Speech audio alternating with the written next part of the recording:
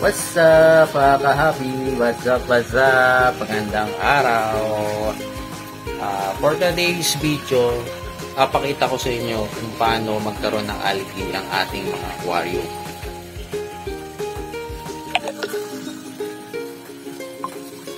Yan.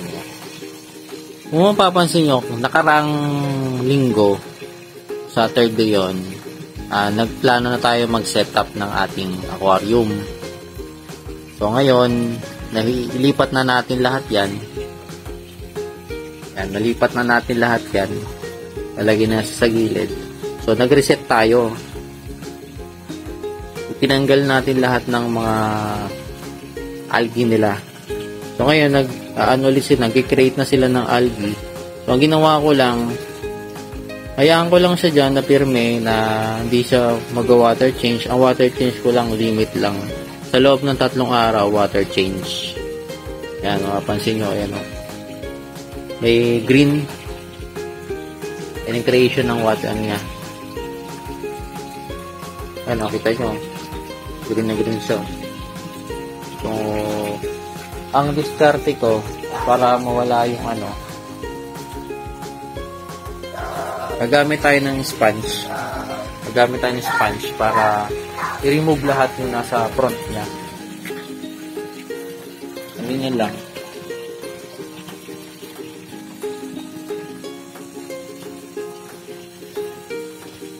Ayan o, na-clear siya na.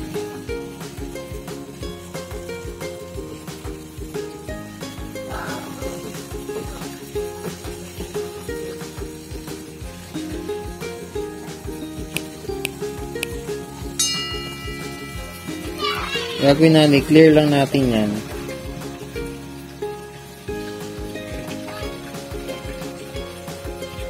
Remove lang natin lahat yan.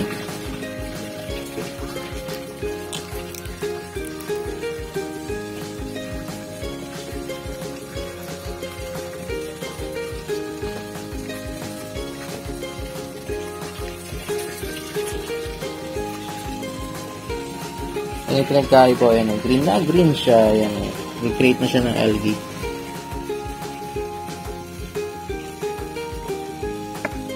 Bakit kamo naglalagay ako ng ng algae sa ating aquarium? Ibig sabihin, yung itong algae to, pag naipon to, yan yung alternative niyang pinakain. Sa ang algae, good for sa isda yung goldfish para sa magkaroon ng coloration ng black.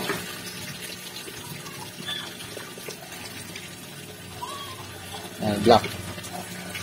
So, meaning, pag nagkaroon ng algae, ang yung aquarium, goods yung tubig. Tapos, bukod doon, meron tayo alternative na pangpakain na spirulina. Yan ang spirulina yung algae niya. Para magkaroon sila ng pagkain na pampaitim.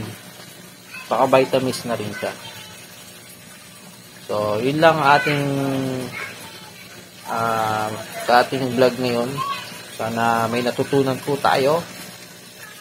Sunod na ating upload. Peace out.